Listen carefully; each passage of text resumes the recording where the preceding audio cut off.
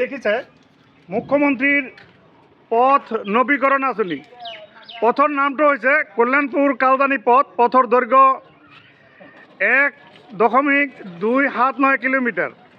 এটা অনুমোদিত পুঁজি আছিল 25,05,208 টাকা। এই যে কামটো করেছে এর কামৰ এতিয়া বিবৰণ চাওক। এই আধাৰশিলাটো কৰেছিল লোক নিৰ্মাণ পথ বিভাগেৰ এই আধাৰশিলাটো কৰেছিল মাননীয় বিধায়ক আলহাজ আব্দুৰ ৰশিদ মণ্ডল দেবে। যদিও তেখেত এতিয়া গোৱালপাৰা পশ্চিম বিধানসভা সমষ্টিৰ যেটো পূৰ্বৰ ইয়াতে খবৰ নলয়, কিন্তু তেখেতৰ কাৰ্যকালতে এই আঁচনিৰ কামটো শুভাৰম্ভ হৈছিল। মই দেখুৱাইছোঁ। এতিয়া ঠিকাদাৰৰ নামটো শুনক। এই যে সাইনবোৰ্ডত দেখিছে MS Elite Engineering Construction Corporation Nalbari দেখিছে। এই যে মুখ্যমন্ত্ৰীৰ পথ পকীকৰণৰ আঁচনিৰ দৃশ্য এতিয়া এই যে কি ধৰণৰ কাম কৰিছে এই চাওক।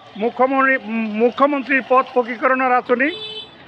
এই আঁচনিৰ কাম যেতিয়া চলে তেতিয়া ঠিকাদাৰৰ মৰ্জি মাফিকেই চলে।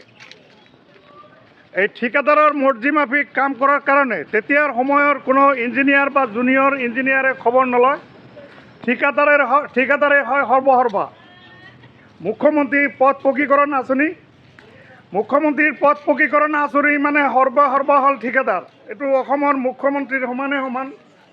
তেওঁলোকৰ কিমান পাৱাৰ চাওক। ৰাস্তাৰ নিৰ্মাণ কাৰ্য চাওক। এই যে দেখিছে ৰাস্তাৰ নিৰ্মাণ কাৰ্য ঠিকাদাৰৰ যিমান পাৱাৰ তাতকৈ আমাৰ অসমৰ মুখ্যমন্ত্ৰীৰ পাৱাৰেই কম। মই ঠিকাদাৰৰ নাম কৈছোঁ, কিদৰে কাম কৰিছে ইয়াৰ বিৱৰণ চাওক। এইটো দেখিছে পকী পথ। ইয়াকে কোৱা হয় মুখ্যমন্ত্ৰীৰ পথ নবীকৰণ আঁচনি। এইটো অসমৰ মুখ্যমন্ত্ৰীৰ পথ নবীকৰণৰ আঁচনি। এইটো বিহাৰৰ নহয়, কিন্তু অসমৰ আমাৰ মুখ্যমন্ত্ৰী দেৱৰ পথ পকীকৰণ নবীকৰণ আঁচনিৰ নামত মোকলাই দিয়া কোটি কোটি টকা কেনেকৈ নলবাৰীৰ এই ঠিকাদাৰজনে হৰিলুট কৰিছে তাৰ বিৱৰণ এইটো চাওক। কি ধৰণে পথ পকীকৰণ হৈছে দেখিব। এনেকুৱাকৈ কল্যাণপুৰৰ পৰা কালদানিলৈকে গোটেই ৰাস্তাটোৱে আছে। তো আপোনালোকক মই বিৱৰণ দেখুৱালোঁ। অসমৰ মুখ্যমন্ত্ৰীয়ে এই ৰাস্তাটো অলপ চাওক।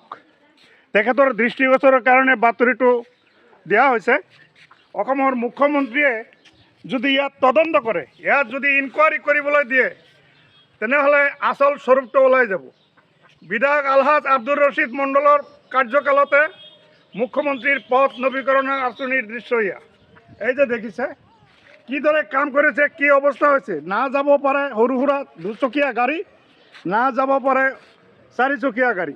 এই অৱস্থা গোৱালপাৰা জিলাৰ কল্যাণপুৰৰ পৰা কালদানিলৈকে যোৱা পথ এইটো। গোৱালপাৰা জিলাৰ লোক নিৰ্মাণ বিভাগৰ পথ নবীকৰণ আঁচনিত তাকো আকৌ মুখ্যমন্ত্ৰীৰ পথ নবীকৰণৰ আঁচনি। এই যে অৱস্থা কেনেদৰে যায় ছাত্ৰ ছাত্ৰীয়ে তাৰ অৱস্থা চাওক। সাধাৰণ যাত্ৰীসকলৰ কেনেকুৱা কষ্ট হয় তাৰ বিৱৰণ চাওক।